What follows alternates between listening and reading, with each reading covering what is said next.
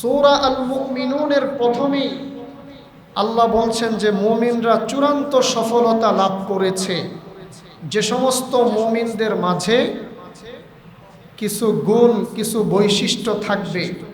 আর সর্বশেষ আল্লাহ তাআলা বলেছেন এই গুণগুলো যারা অর্জন করবে তারা আল্লাহ পাকের জান্নাতের উত্তরাধিকারী লাভ করবে।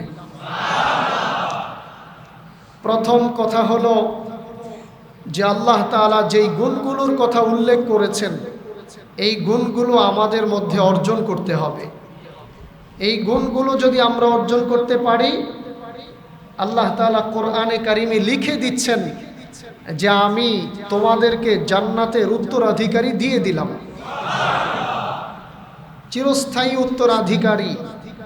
এই উত্তরাধিকারীতে কেউ ভাগ বসাবে না, কেউ এই উত্তরাধিকারী নিয়ে যেতে পারবে না। চিরস্থায়ী সময়ের জন্য আল্লাহ তাআলা আমাদেরকে জান্নাতের উত্তরাধিকারী দিয়ে দিবেন।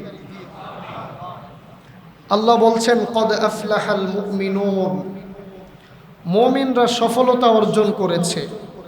আল্লাযীনা হুম ফি সলাতিহিম খাশিউন, এক নম্বর গুণ যারা নামাজের মধ্যে বিনয় বিনম্র। নামাজকে যারা সঠিকভাবে আদায় করবে, নামাজকে যারা যথাযথভাবে আদায় করবে, নামাজের মাধ্যমে আল্লাহ পাকের চূড়ান্ত দাসত্ব প্রকাশ করা হয়। আল্লাহ পাক হচ্ছেন আমাদের মালিক, আমরা হচ্ছি আল্লাহ পাকের গোলাম। আমাদের কাজ হলো গোলামি প্রকাশ করা, দাসত্ব প্রকাশ করা। আর এই দাসত্ব প্রকাশের প্রথম এবং সর্বপ্রধান মাধ্যম হচ্ছে সলাত। এই সলাতের মাধ্যমে আমরা আল্লাহ পাকের কাছে চূড়ান্ত দাসত্ব প্রকাশ করি। যে ব্যক্তির জীবনে সলাত নেই, নামাজ নেই, সে আল্লাহ পাকের পরিপূর্ণ গোলাম হতে পারেনি। আর আল্লাহ পাকের পরিপূর্ণ গোলাম যদি হতে না পারে তাহলে আল্লাহ পাকের দয়া এবং অনুগ্রহ কিভাবে পাবে? আপনি সমাজ সেবা করছেন, রাষ্ট্রের সেবা করছেন, অনেক কিছু করছেন, শুধুমাত্র নামাজ পড়ছেন না। মনে রাখবেন আপনার এ সমস্ত কোনো কাজ আল্লাহ পাকের কাছে গ্রহণযোগ্য বলে বিবেচিত হবে না। আপনাকে প্রথমে যে কাজ ঠিক করতে হবে সেটা হচ্ছে সালাত। এজন্য খলিফাতুল মুসলিমিন হযরত ওমর রাদিয়াল্লাহু তাআলা আনহু তিনি যখন খেলাফতের মসনদে সমাসীন হলেন, তিনি প্রতিটি প্রদেশের গভর্নরদের কাছে এই মর্মে চিঠি লিখে পাঠালেন যে আমার এই রাষ্ট্রের সর্বপ্রথম সর্বপ্রধান এবং গুরুত্বপূর্ণ কাজ হচ্ছে সালাত আদায় করা। যেই গভর্নরের ব্যাপারে আমার কাছে এই নোটিশ আসবে যে সে সালাতকে যথাযথভাবে আদায় করে, তাহলে আমি বুঝবো সে রাষ্ট্রের অন্যান্য দায়িত্ব পালন করছে ঠিকঠাক মতো। কিন্তু যদি সালাতের ব্যাপারে কোনো কোতাহি থাকে, কোনো গাফলতি থাকে, তাহলে আমি বুঝবো এই গভর্নরের মাধ্যমে রাষ্ট্রের অন্যান্য দায়িত্ব সঠিকভাবে আদায় হচ্ছে না। কারণ আল্লাহ বলেছেন ইন্নাস সালাতা তানহা আনিল ফাহশাই ওয়াল মুনকার, নিশ্চয়ই সালাত যাবতীয় অন্যায়, অশ্লীলতা, পাপাচার, অনাচার, দুর্নীতি, চুরি, বদমাশি থেকে মানুষকে হেফাজত করে। যেই গভর্নর আল্লাহর হুকুম সালাতকে লঙ্ঘন করে, বুঝতে হবে সেই গভর্নরের দ্বারা জনগণের অধিকারও লঙ্ঘিত হচ্ছে। আজকের দুনিয়ায় তাকিয়ে দেখুন, যারা আমাদেরকে শাসন করছে তারা সবচেয়ে বেশি যেই জিনিসকে অবহেলা করছে সেটা হচ্ছে আল্লাহ পাকের বিধান, সালাতকে অবহেলা করছে। রাজনৈতিক প্রোগ্রাম চলছে কিন্তু সালাত আদায় হচ্ছে না, ঠিক কিনা? আর এ কারণেই জনগণের টাকা লুটপাট করতে তাদের অন্তরাত্মা কাঁপছে না। যদি আল্লাহ পাকের হুকুমকে তারা যথাযথভাবে আদায় করত, তাহলে জনগণের একটি সুতা পরিমাণ আমানতকে খেয়ানত করতে তাদের বুক কেঁপে উঠত। তাদের সালাত তাদেরকে অন্যায় কাজ করা থেকে বিরত রাখতো, ঠিক কিনা? এজন্য আল্লাহ তাআলা সফল মুমিনের প্রথম গুণ বর্ণনা করলেন যে নামাজের ব্যাপারে বিনয় বিনম্র হবে, যে আল্লাহর হুকুমকে অমান্য করবে তার কাছে তো জনগণের টাকা আত্মসাৎ করা এটা কোনো ব্যাপারই না। এজন্য সালাতের ব্যাপারে আল্লাহ প্রথম বলেছেন। সফল মুমিন রাজনীতিবিদ, সফল সমাজ সংগঠক যিনি হবেন তার প্রথম যেই গুণ অর্জন করতে হবে সেটা হচ্ছে সালাতকে যথাযথভাবে আদায় করতে হবে। সফল টিচার যিনি হবেন, সফল শিক্ষিকা যিনি হবেন, তাকে প্রথমে যথাযথভাবে আল্লাহর হুকুম সালাত আদায় করতে হবে। তাহলে সেই শিক্ষকের মাধ্যমে ছাত্রের অধিকার নষ্ট হবে না। আর যদি সালাত যথাযথভাবে আদায় না করে সেই শিক্ষক এবং শিক্ষিকার মাধ্যমে ছাত্রের অধিকার নষ্ট হতে পারে, বরং সেই শিক্ষক তার ছাত্রীকে নিয়ে পালিয়েও যেতে পারে, কারণ ভিতরে তো আল্লাহ পাকের ভয় নাই। এজন্য প্রথম যে কাজ করতে হবে সেটা হলো সালাতকে যথাযথভাবে আদায় করতে হবে। ওমর রাদিয়াল্লাহু তাআলা আনহু আল্লাহ পাকের এই কথাকে গুরুত্ব দিয়ে সালাতকে রাষ্ট্রীয় মর্যাদা দিয়েছেন, সালাতকে রাষ্ট্রীয়ভাবে প্রতিষ্ঠা করেছেন। যতদিন পর্যন্ত সালাত রাষ্ট্রীয়ভাবে প্রতিষ্ঠিত না হবে, বিশ্বাস করুন, ততদিন পর্যন্ত এই সমাজ থেকে দুর্নীতি, অনাচার, পাপাচার দূর হবে না। কারণ আল্লাহ পাক বলেছেন সালাত হচ্ছে একটি প্রাচীর, এই প্রাচীরকে যদি সুপ্রতিষ্ঠিত করা যায় তাহলে সমাজ থেকে অন্যায় অবিচার দূর হয়ে যাবে। সালাত নামক এই প্রাচীর অন্যায় এবং অবিচারের বিরুদ্ধে অপ্রতিরোধ্য সংগ্রাম গড়ে তুলবে। এজন্য আমাদেরকে সালাতের ব্যাপারে গুরুত্ব দিতে হবে। 2 নম্বর যেই গুণের কথা আল্লাহ পাক রব্বুল আলামিন বলেছেন, সফল মুমিনের 2 নম্বর গুণ হচ্ছে ওয়াল্লাযীনা হুম আনিল লাগযি মুরিদুন, যারা অনর্থক কাজ থেকে বিরত থাকে। সফল মুমিন অর্থহীন কোনো কাজ করতে পারে না। সফল মুমিনের প্রতিটি কাজ হবে অর্থবহ।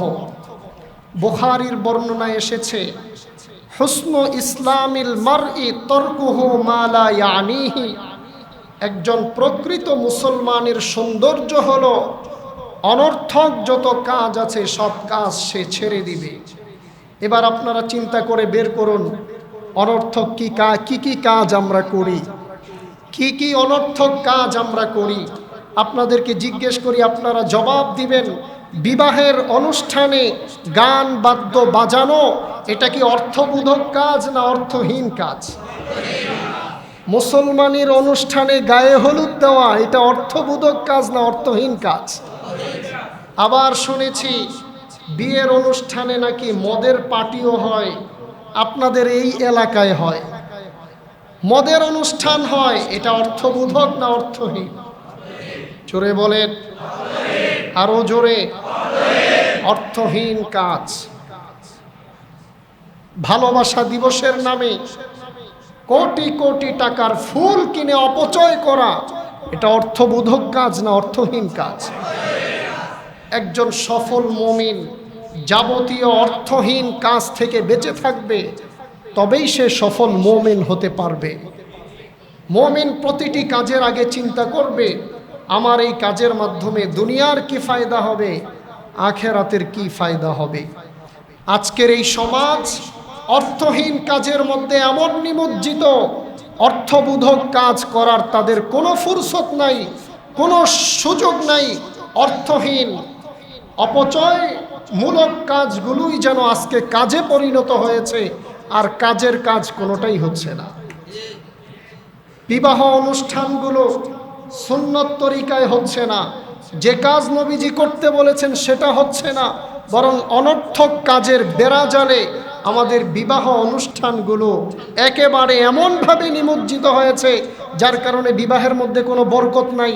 আর ওই দাম্পত্যের মধ্যেই পরকীয়ার ব্যাধি পরকীয়ার ক্যান্সার ঢুকে পড়ছে, সুন্নত বিদায় হয়েছে, তো অশ্লীলতা এর মধ্যে প্রবেশ করেছে। অর্থহীন কাজ থেকে বাঁচতে হবে। প্রিয় ভাইয়েরা আমার, কোনটা অর্থবোধক কাজ আর কোনটা অর্থহীন কাজ, এটা আমাদেরকে কোরআন এবং হাদিস থেকে জেনে নিতে হবে। অর্থহীন কাজ থেকে যদি আমরা বেরিয়ে আসি, আমাদের সমাজ এগিয়ে যাবে, পরিবার এগিয়ে যাবে, রাষ্ট্র এগিয়ে যাবে। দুঃখের কথা কি বলবো, ব্যক্তি থেকে শুরু করে নিয়ে রাষ্ট্র পর্যন্ত প্রতিটি সেক্টরে অর্থহীন কাজের কোনো অভাব নাই। বৈশাখ মাসে পহেলা বৈশাখে পান্তা ভাত আর ইলিশ খেতে হবে, এটা কি অর্থবোধক কাজ? বলেন, অর্থবোধক কাজ? অর্থহীন কাজের মধ্যে আমাদের অর্থ ব্যয় হচ্ছে, আমাদের সময় ব্যয় হচ্ছে, আমাদের মেধা ব্যয় হচ্ছে, সব কিছু অর্থহীন কাজের মধ্যে ব্যয় হচ্ছে। আল্লাহ তাআলা বললেন, সফল মুমিন যারা, তাদের 2 নাম্বার গুণ হলো তারা যাবতীয় অর্থহীন কাজ থেকে বেঁচে থাকবে। মুমিনের প্রতিটি কাজ হবে অর্থবোধক, অর্থহীন কোনো কাজ করবে না। আপনার ছেলের 25 বছর বয়স পর্যন্ত যদি আপনার ছেলের জন্মদিন পালন করেন প্রতি বছর, আর প্রতি বছর যদি 5,000 করে আপনি টাকা খরচ করেন, এবার আপনি হিসাব করে দেখুন 25 বছরে জন্মদিনের নামে হারাম একটি কাজের জন্যে, অর্থহীন একটি কাজের জন্যে আপনি কি পরিমাণ অর্থ ব্যয় করেছেন। আল্লাহ যদি জিজ্ঞেস করেন এই পরিমাণ অর্থ কোন খাতে কোথায় তুমি খরচ করেছো, আপনি কি জবাব দিবেন? চিন্তা করেছেন একবারও কি চিন্তা করেছেন? জন্ম উৎসব, জন্মদিন পালন করা হারাম, হারাম, হারাম, আবারও হারাম। জন্ম উৎসব পালন করা জায়েজ নেই। এটার সাথে মুসলমানদের সংস্কৃতির কোনো সম্পৃক্ততা নাই, এটার সাথে ইসলামের কোনো কালচারের বিন্দুমাত্র সম্পর্ক নাই। অর্থহীন কাজ আজকের সমাজে দেখুন, এই অর্থহীন কাজ ব্যাপকভাবে হচ্ছে কি হচ্ছে না? আপনি এই পরিমাণ অর্থ আপনার সন্তানকে ভালো সন্তান হিসাবে প্রতিষ্ঠিত করার জন্য আপনি খরচ করুন। মুসলমানের অনুষ্ঠান আরেক মহামারী আকার ধারণ করেছে। মুসলমানের কোনো অনুষ্ঠান ইসলামী শরীয়তে নেই। আপনি আপনার শরীয়তে এটাকে উদ্ভাবন করতে পারেন। ইসলামী শরীয়তে অনর্থক কোনো কাজের সূচনাও করেনি এবং সেটা সূচনা হওয়ার পরে এটাকে বৈধতাও দান করে। এই জাতীয় অনর্থক কাজ করা যাবে? জোরে বলেন, করা যাবে? আল্লাহ তাআলা আমাদেরকে বুঝার তৌফিক দান করুন। জন্মদিন পালন করবেন, জন্মতে একবার হয়েছে, জন্মদিন পালন করলেন, কেক কাটলেন, মোমবাতি জ্বালালেন, হাততালি দিলেন, বলুন এর সাথে ইসলামী সংস্কৃতির কি সম্পৃক্ততা আছে? বিশ্বনবী সাল্লাল্লাহু আলাইহি ওয়াসাল্লাম কয়দিন জন্মদিন পালন করেছে? নবীজি একদিনও তো জন্মদিন পালন করেননি, তারপরেও তো তিনি মহামানব। তিনি যে আদর্শ রেখে গিয়েছেন সেই আদর্শকে পরিবারের মধ্যে প্রতিষ্ঠিত করুন, ইনশাআল্লাহ শান্তি নেমে আসবে।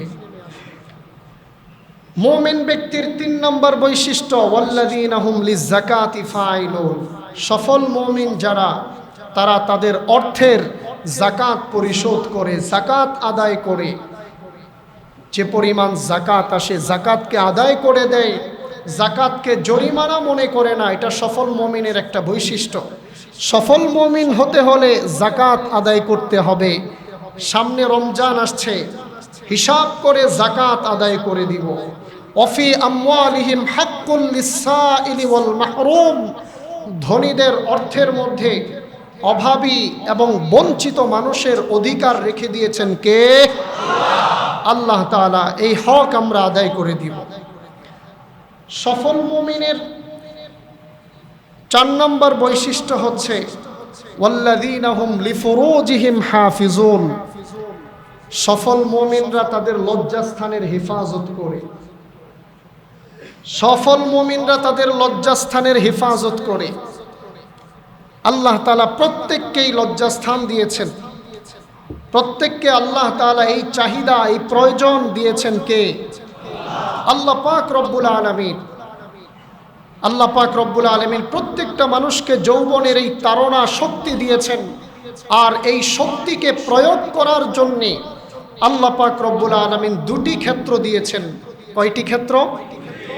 আল্লাহ বলছেন ইল্লা আলা আজওয়াজিহিম, এক নাম্বার হচ্ছে বিবাহিত স্ত্রী, বৈধভাবে যে স্ত্রীর সাথে আগ্ধ সম্পাদিত হয়েছে সেই স্ত্রী। একজন পুরুষের যৌন প্রয়োজন মিটাবার এক নাম্বার বৈধ ক্ষেত্র হচ্ছে তার স্ত্রী। দুই নাম্বার আল্লাহ বলছেন আওমা মালাকাত আইমানুহুম, এবং তার খরিদ করা তার অধীনস্থ দাসী। দাসীর প্রথা পৃথিবীতে এখন নেই, এটা বিলুপ্ত হয়ে গেছে। তাহলে একজন পুরুষের জন্যে তার যৌন প্রয়োজন মিটাবার বৈধ ক্ষেত্র হচ্ছে তার স্ত্রী। আল্লাহ বলছেন যদি তার স্ত্রীকে সে ব্যবহার করে, স্ত্রীর মধ্যেই যদি সীমাবদ্ধ থাকে, ফাইন্নাহুম গায়রু মালুমিন, তাহলে সে তিরস্কৃত হবে না। বলুন ক্ষেত্র কয়টা? আরো জোরে বলেন। দুইটা। একটা তো বিলুপ্ত হয়ে গেছে, এটার কোনো প্রথা এখন পৃথিবীতে বাকি নেই। একটা আছে স্ত্রী। আল্লাহ পাক রব্বুল আলামিন বলছেন সফল মুমিন যারা, তারা তাদের লজ্জাস্থানকে হেফাজত করবে। অর্থাৎ আমি তাকে যেই ক্ষেত্র দিয়েছি সেই ক্ষেত্রকেই সেই ব্যবহার করবে, অন্য কোনো দিকে সে যাবে না। এটা হচ্ছে সফল মুমিনের একটা গুণ। তাহলে সফল মুমিন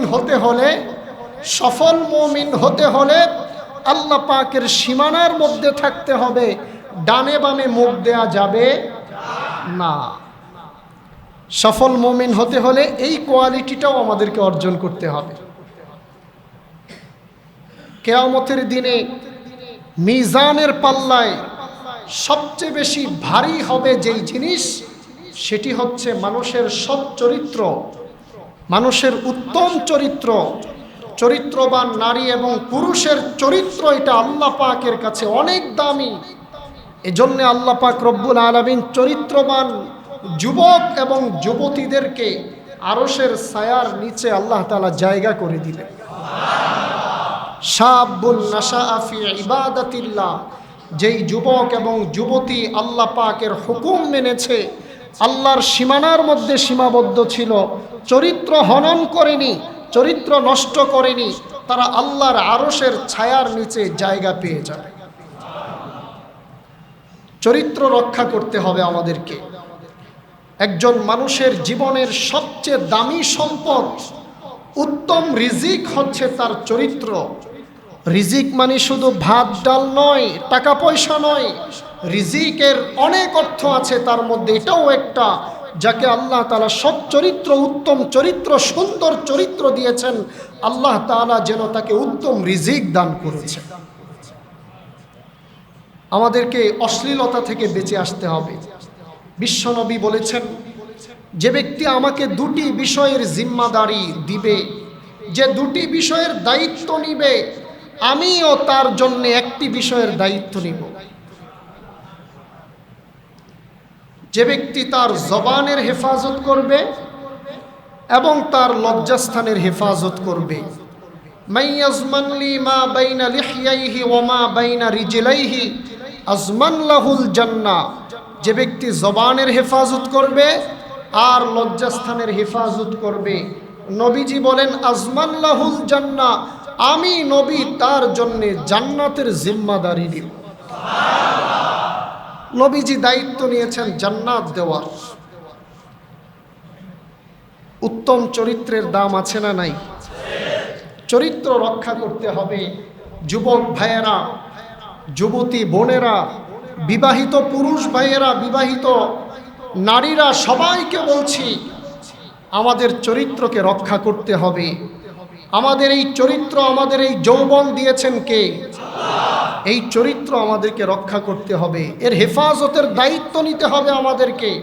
হেলায় খেলায় যেন আমরা অন্যতে আসক্ত হয়ে না পড়ি। আজকে একথা বারবার আমরা শুনছি এবং সোশ্যাল মিডিয়ার মধ্যে আমরা দেখছি, একজন আরেকজনের বউ নিয়ে পালিয়ে যাচ্ছে, একজন আরেকজনের বউ বিয়ে করে ফেলছে। এই ঘটনা আপনারা দেখেন নাই? যাদেরকে আমরা অনুসরণ করি, চরিত্রহীন লম্পট এই লোকদেরকে আমরা তারকা বলি, স্টার বলি, এদেরকে অনুসরণ করি। কোটি কোটি যুবক এদের ফলোয়ার হয়, এদের খেলা দেখে তারা মাতাল হয়ে যায়। এরা নাকি এ জাতির তারকা, যারা মানুষের বউ চুরি করে নিয়ে বিয়ে করে ফেলে। সোশ্যাল মিডিয়াতে আপনারা দেখেছেন। এ কথাগুলো আমাদেরকে এজন্য বলতে হচ্ছে কারণ এদের হাজার হাজার কোটি কোটি ফলোয়ার আছে। এদের বিবাহের স্টাইলকে যুবকরা অনুসরণ করে। হিন্দি ছবিতে যে স্টাইলে বিয়ে হয় ওই স্টাইলটাকে নিজের বিয়ের মধ্যে ফলো করার চেষ্টা করে, আছে না নাই? ক্রিকেটার নাসির, সে এক মহিলাকে বিয়ে করলো। নাম কি? তামিমা নামের এক মহিলাকে সে বিয়ে করল। অনেক ঘটা করে বিয়ে করলো। বিয়ের কিছুদিন পরে আরেকজন রাকিব হোসেন নামে এক ছেলে দাবি করলো যে এটা তো আমার স্ত্রী। তার দাবি সত্য না মিথ্যা এটা আইন যাচাই করবে। তবে আপনাদেরকে একটা ইসলামের বিধান শুনিয়ে দিতে চাই। একজন নারী যদি বিবাহের মাধ্যমে কোনো একজন পুরুষের অধীনে থাকে আর সেই পুরুষ যদি তাকে তালাক না দেয় অথবা স্ত্রীকে যদি তালাক গ্রহণের অনুমতি না দেয় আর সেই নারী যদি তালাক না নিয়ে অন্য স্বামীর ঘরে যায়, ইসলামী শরীয়তের দৃষ্টিতে তাদের এই বিয়ে বৈধ বিয়ে হয়নি। তাদের সংসার থেকে শুরু করে যা কিছু হবে সব কিছু হারাম হবে। আর এই সংসারের মাধ্যমে যেই সন্তান আসবে এই সন্তান অবৈধ সন্তান বলে ইসলামী শরীয়তের আলোকে বিবেচিত হবে। আমাদেরকে সতর্ক হওয়া লাগবে, আমাদেরকে সচেতন হতে হবে। এই কাজের মাধ্যমে পুরো জাতিকে তিনি কলঙ্কিত করেছেন। তার ভক্ত অনুরক্ত যারা আছে তাদেরকে তিনি অসম্মান করেছেন। এই জাতীয় ঘটনা বাংলাদেশে ঘটছে। একটা দুইটা হয়তো ফাঁস হচ্ছে, কিন্তু পর্দার আড়ালে এমন আরো অনেক ঘটনা রয়ে গিয়েছে। আমাদের চরিত্র কোথায় নেমেছে, আমাদের মানসিক বিকৃতি কি পরিমাণ হয়েছে যে আমরা এইসব কাজ করে বেড়াচ্ছি। অথচ আল্লাহ পাক রব্বুল আলামিন কোরআনে বলেছেন, ওয়ালা তাকরাবুজ জিনা ইন্নাহু কানা ফাহিশা ওয়া সাআ সাবিলা।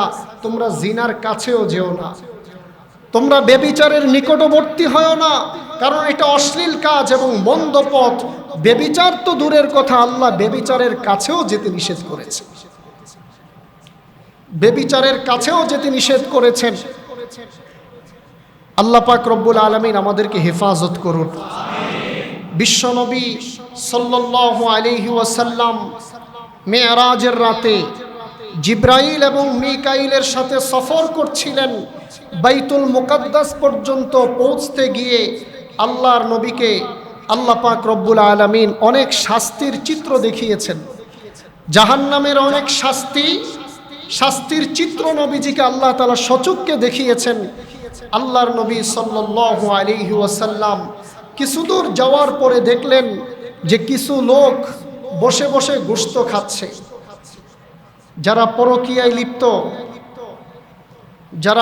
যারা পরকীয়াতে মজে আছে তাদেরকে বলছি। বিশ্বনবী দেখলেন দুই দল লোক বসে বসে গোশত খাচ্ছে। এক দলের সামনে রান্না করা গোশতের পাতিল, আরেক দলের সামনে কাঁচা গোশতের পাতিল। তারা রান্না করা গোশত রেখে দিয়ে কাঁচা গোশতগুলো খাচ্ছে। বিশ্বনবী সাল্লাল্লাহু আলাইহি ওয়াসাল্লাম বললেন, এ সমস্ত লোকেরা এই রান্না করা গোশত রেখে দিয়ে কাঁচা গোশত কেন খাচ্ছে এবং তারা কারা? জিবরিল বললেন, ইয়া রাসূলুল্লাহ, এরা হচ্ছে আপনার উম্মতের ওই সমস্ত পুরুষ এবং নারী যাদের ঘরে বৈধ স্বামী ছিল, বৈধ স্ত্রী ছিল। তারা স্ত্রীর সাথে না গিয়ে, স্বামীর কাছে না গিয়ে পরকীয়াতে মজেছে, ভিন্ন পুরুষের সাথে বিবাহ বহির্ভূত সম্পর্ক করেছে। এরাই হচ্ছে ওই সমস্ত নারী পুরুষ যারা দুনিয়ায় পরকীয়ায় আসক্ত ছিল।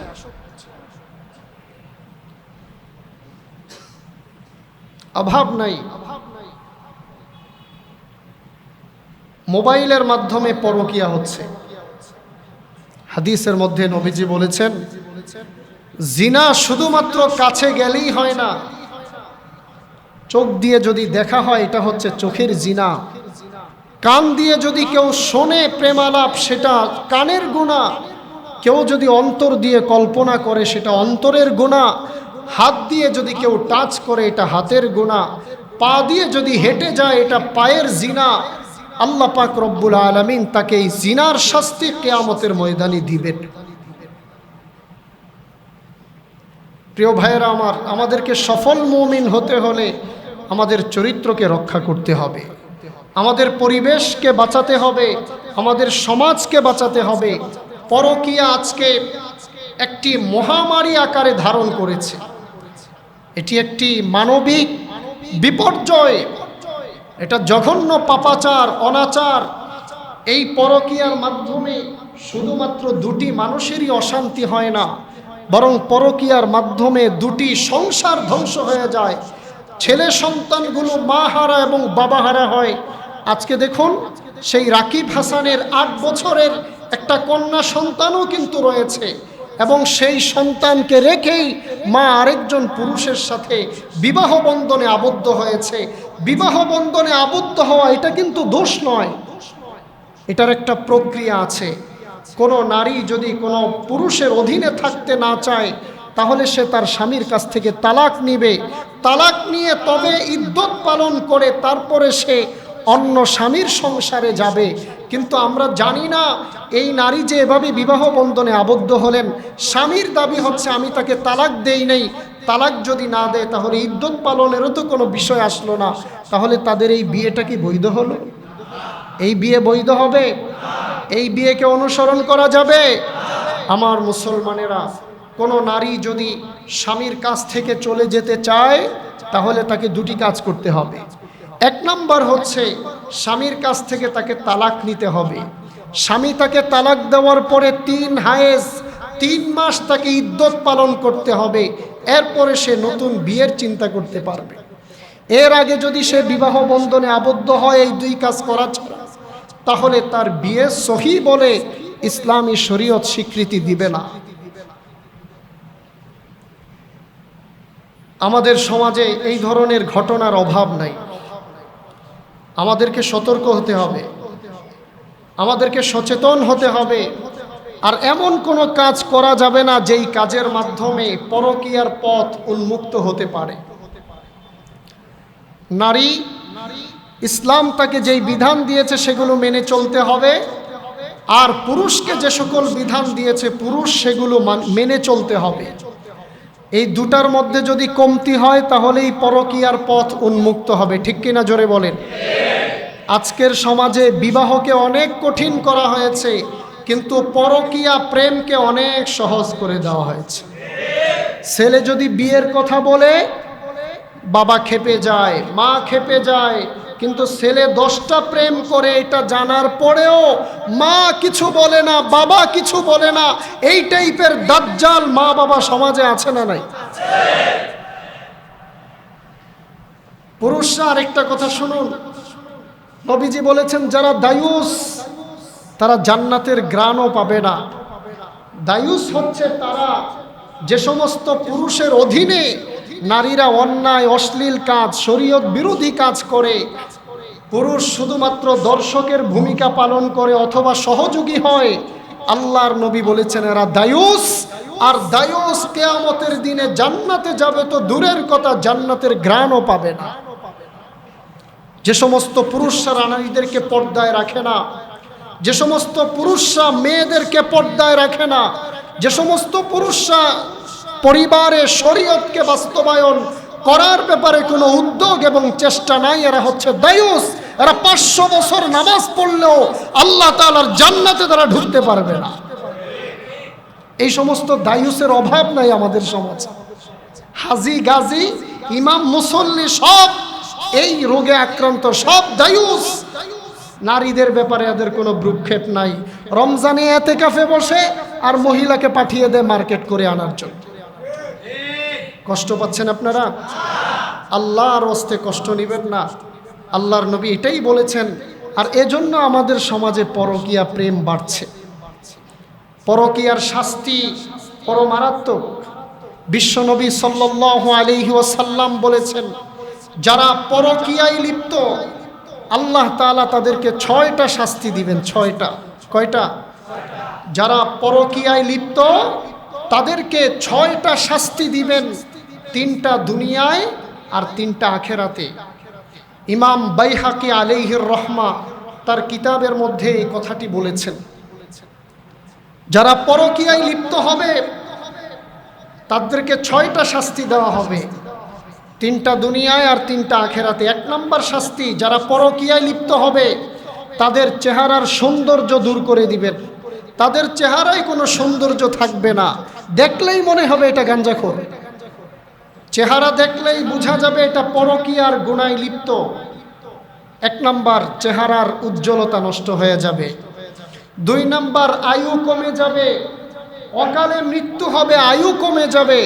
হায়াতের মধ্যে বরকত আল্লাহ তাআলা কমিয়ে দিবেন, আয়ু কমে যাবে।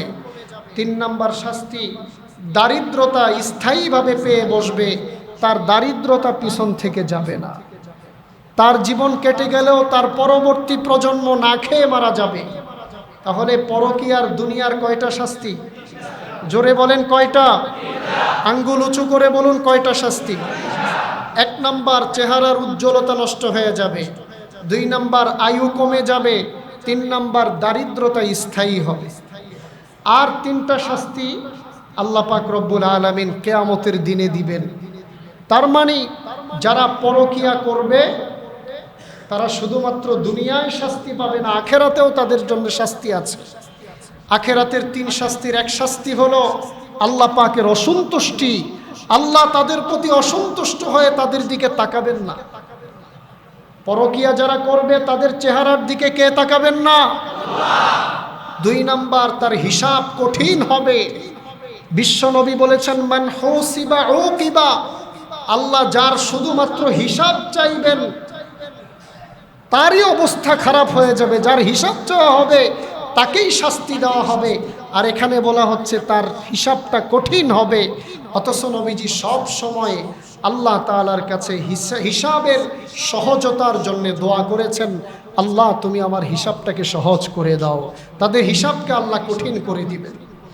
আল্লাহ তাআলা যদি হিসাব কঠিন করে দিতে চান, এটাকে সহজ করার কোনো উকিল আছে? কোনো বিচারক আছে? কোনো রকমের সুযোগ সুবিধা থাকবে? আল্লাহ তাআলা আপনাকে আইনের মার পেঁচে এমনভাবে ফেলবেন আপনি কোনোদিনও ছুটতে পারবেন। আল্লাহু আকবার। আল্লাহ আমাদেরকে হেফাজত করুন। 3 নম্বর শাস্তি হলো জাহান্নামের শাস্তি তার জন্য অবধারিত থাকবে। তাহলে পরকীয়া প্রেমে যারা লিপ্ত আল্লাহ তাদেরকে মোট 6টি শাস্তি দিবেন। দুনিয়ায় 3টি, আখেরাতে 3টি। দুনিয়ার 3টি হলো 1 নম্বর, চেহারার উজ্জ্বলতা নষ্ট হয়ে যাবে। 2 নম্বর, আয়ু কমে যাবে। 3 নম্বর, দারিদ্রতা স্থায়ীভাবে পেয়ে বসবে। আর আখেরাতের 3টি শাস্তি হলো আল্লাহ পাকের অসন্তুষ্টি, আল্লাহ তার দিকে ফিরেও তাকাবেন না। 2 নম্বর, কঠিন হিসাব নেওয়া হবে। 3 নম্বর হলো জাহান্নামের শাস্তি। প্রিয় ভাইয়েরা আমার, আমাদেরকে এই পরকীয়া থেকে বেঁচে থাকতে হবে। সবাইকে বলতে হবে, বুঝাতে হবে আমাদেরকে যে পরকীয়া প্রেমে লিপ্ত হওয়া, জোরে বলেন লিপ্ত হওয়া। আর আমাদের সবাইকে উত্তম স্বামী হয়ে যেতে হবে। আদর্শ স্বামী হিসেবে নিজেকে স্ত্রীর সামনে পেশ করতে হবে। এই সাময়িক শান্তির জন্যে আপনি আল্লাহ পাকের আযাবের রোশানলে পড়বেন, এটা বুদ্ধিমানের কাজ হবে না। বিশ্বনবী আরেক হাদিসে বলেছেন, জাহান্নামে আল্লাহ পাক রব্বুল আলামিন কয়েকটি গর্ত রাখবেন। তার মধ্যে একটা গর্ত থাকবে যেই গর্তের মধ্যে বিষাক্ত রকমের বিচ্ছু থাকবে। এই বিচ্ছুগুলো পরকীয়া যারা করবে, জিনা ব্যভিচার যারা করবে তাদেরকে এমনভাবে ধ্বংসন করবে, আঘাত করবে, 1000 বছর পর্যন্ত সেই বিচ্ছুর বিষ তার শরীরের মধ্যে যন্ত্রণা দিতে থাকবে। আর তার লজ্জাস্থান দিয়ে রক্ত এবং পুজ গড়িয়ে গড়িয়ে পড়তে থাকবে। আল্লাহ পাক রব্বুল আলামিন আমাদের সকলকে সৎ চরিত্রবান সফল মুমিন হওয়ার তৌফিক দান করুন। আমিন। ওয়া আখিরু দাওয়ানা আলহামদুলিল্লাহি রাব্বিল আলামিন।